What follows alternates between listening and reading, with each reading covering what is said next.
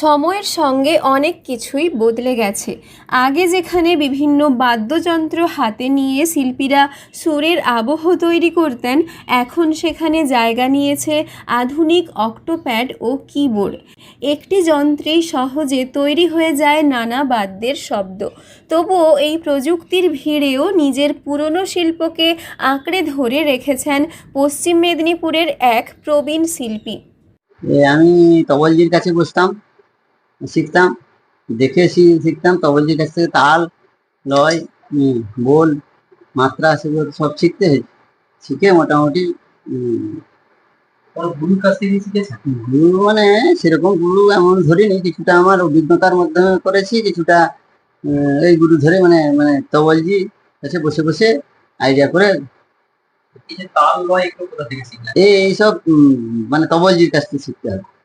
মানে এখন যদি আমরা একটা বাংলা গান মানে কি বলে রবীন্দ্রসঙ্গীত করি, রবীন্দ্রসঙ্গীতে বহুত তাল। যুগের সঙ্গে ও যন্ত্রের সঙ্গে প্রতিযোগিতায় নেমেছেন এই বৃদ্ধ শিল্পী।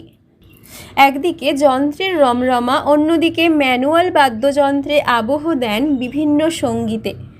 পশ্চিম মেদিনীপুর জেলার নারায়ণগড় ব্লকের ৫০ পেটিয়া গ্রামের বাসিন্দা ৬৮ বছরের একাদশ পাত্র।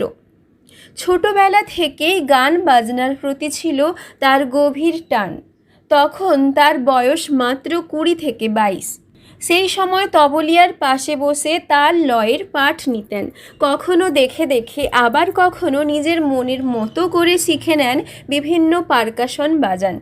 কোনো প্রথাগত তালিম ছাড়াই ধীরে ধীরে এই শিল্পেই দক্ষ হয়ে ওঠেন তিনি। চাকরি জীবনের পাশাপাশি তিনি চালিয়ে গেছেন তার শিল্পচর্চা। একসময় এই পারকাশন যন্ত্রের চাহিদা ছিল খুব বেশি।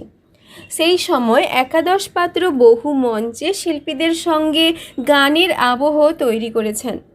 এলাকার নামী শিল্পীদের সঙ্গে একাধিক সাংস্কৃতিক অনুষ্ঠানে অংশ নিয়ে তিনি তার শিল্প প্রতিভা দেখিয়েছেন। বিভিন্ন বাদ্যযন্ত্র একসঙ্গে বাজিয়ে তিনি গানে এক আলাদা মাত্রা যোগ করতেন। পেশাগতভাবে তিনি বিএলআরও দফতরে চেনম্যান হিসেবে কাজ করতেন। চাকরির পাশাপাশি শিল্পচর্চাও সমানভাবে চালিয়ে গেছেন। এখন বয়সের ছাপ স্পষ্ট হলেও সেই আগ্রহ আজও কমেনি।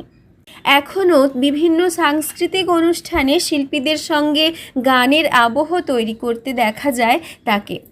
বর্তমান সময়ে প্রযুক্তির উন্নতির সঙ্গে সঙ্গে অক্টোপ্যাডেই একসঙ্গে বহু যন্ত্রের শব্দ তৈরি করা যায়, কিন্তু একাদশ পাত্র এখনও হাতে বাজান প্রায় ৩০-এর বেশি পারকাশন যন্ত্র।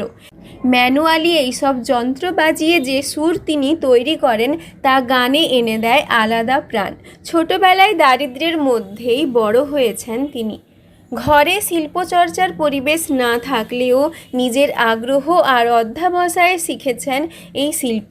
তবে তার আক্ষেপ, নতুন প্রজন্ম আর এই বিশেষ বাদ্যযন্ত্র শিখতে আগ্রহ দেখায় না। তবুও তিনি বিশ্বাস করেন যতদিন পারবেন ততদিন এই পারকাশনের সুর বাঁচিয়ে রাখবেন। তার এই নিষ্ঠা ও ভালোবাসাকে কুর্নিশ জানিয়েছেন এলাকার মানুষ। পশ্চিম মেদিনীপুর থেকে রঞ্জন চন্দ্রের রিপোর্ট, লোকাল ১৮ বাংলা।